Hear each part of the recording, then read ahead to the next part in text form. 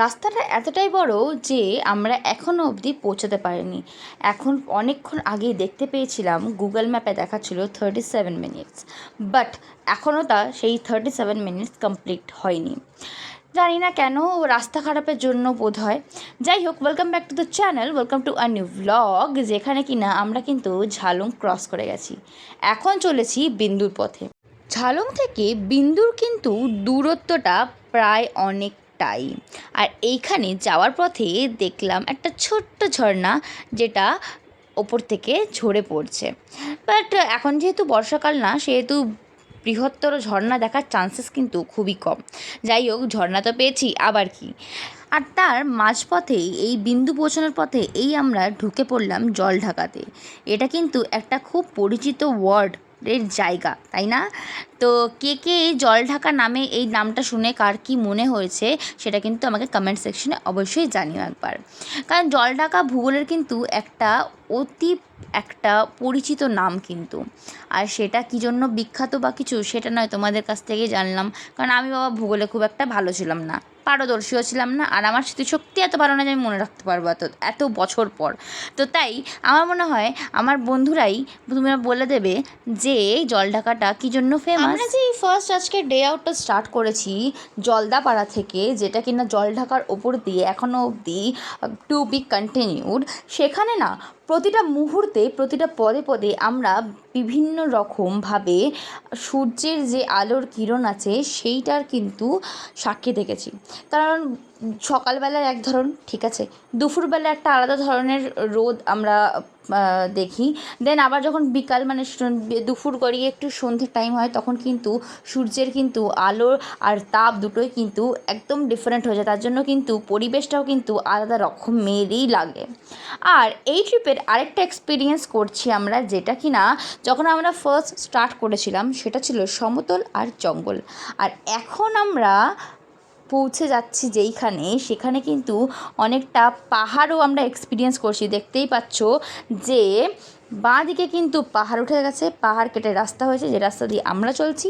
আর ডান দিকে যথারীতি খাই, মানে একটু ডিসব্যালেন্স হলে গেলাম আর কি। যাই হোক, এই মতো অবস্থা। কিন্তু একটা ভালো ছিল, এইখানকার রাস্তাটা খুব স্মুথ ছিল, মাঝে মধ্যে একটু গাড্ডা ছিল, বাট কিছুই করার নেই। আচ্ছা, এই আরেকটা ব্রিজ ক্রস করলাম। আচ্ছা, এইটা ফেরার পথে তোমাদের সাথে দেখা হবে, কারণ কি আমরা এখানেও দাঁড়াইনি, কারণ বিন্দুতে পৌঁছানোর জন্য আমরা যেহেতু অলরেডি লেট ছিলাম, তাই আমরা একেবারেই ডিসাইড করেছিলাম যে বিন্দুতে গিয়েই একদম স্টপ দেব, মাঝখানে কোথাও দাঁড়াবো না। কেন কি, যদি আমরা মাঝখানে দাঁড়াই তাহলে আমাদের আরও টাইমটা ওয়েস্ট হয়ে যাবে।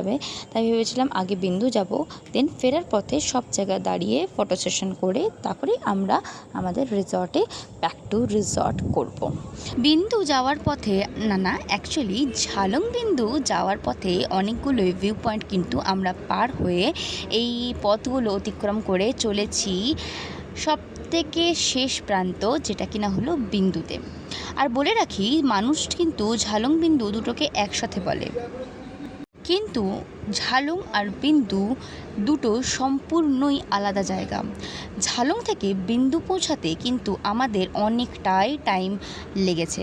আর দেখতেই পাচ্ছ, যত আমরা বিন্দুর দিকে অগ্রসর হচ্ছি তত কিন্তু জঙ্গল থেকে বেরিয়ে একটা পাহাড় ফিলিং আসছে, তাই না? আর এই করতে করতে আমরা কিন্তু পৌঁছে গেলাম বিন্দুতে অলমোস্ট। এই ঝালং বিন্দু পৌঁছাবার আর দেখতে যাবার এই যে পথটা আমি কিন্তু বেশ এনজয় করলাম। তোমাদের কেমন লাগলো সেটা কিন্তু কমেন্টে অবশ্যই একবার জানিও, তাতে আমিও খুশি হব। আর আমরা কিন্তু দেখতে দেখতে প্রায় ঝালং বিন্দু মানে ঝালং ক্রস করেই বিন্দুর কাছাকাছি। এই ঝালং বিন্দু একসাথে বলে বলে না আমারও মুখ থেকে ঝালং বিন্দুটাই বেরোচ্ছে। অ্যাকচুয়ালি বিন্দু আর ঝালং কিন্তু সম্পূর্ণ আলাদা। আমরা কিন্তু এসেছিলাম এখানে জঙ্গল এক্সপিরিয়েন্স করতে, কিন্তু সাথে সাথে কিন্তু ছোটোখাটো পাহাড়ও এক্সপিরিয়েন্স হয়ে গেল। আর পৌঁছানোর সাথে সাথে এই একটা যে নদীটা বয়ে যাচ্ছে এইটা দেখে আর এর কলকলো শব্দে মনটা কিন্তু একদম পুরো খুশ হয়ে গেছে। সো ফাইনালি টন্ডিলার কাছে ফাইনালি আমরা পৌঁছে গেছি ঝালং বিন্দুতে। এখানে নদীর আওয়াজটা আশা করছি তোমরা ব্যাকগ্রাউন্ডে বুঝতেই পারছো। আর যাব বুবাইয়ের এই জায়গাটা ঘোরা, তো বুবাই এটার ব্যাপারে একটু ভালো বেশি বলতে পারবে। তো আমার একটা ফার্স্ট এক্সপিরিয়েন্স, চলো ওখানে যাই, গিয়ে দেখি কী আছে না আছে। অ্যাকচুয়ালি এটা ব্যারেজে অনেকবার গেছি, বাট এখানকার কোনো ব্যারেজে সেরকমভাবে যায়নি কোনো দিনই। তো চলো সেখানে গিয়ে দেখা হচ্ছে।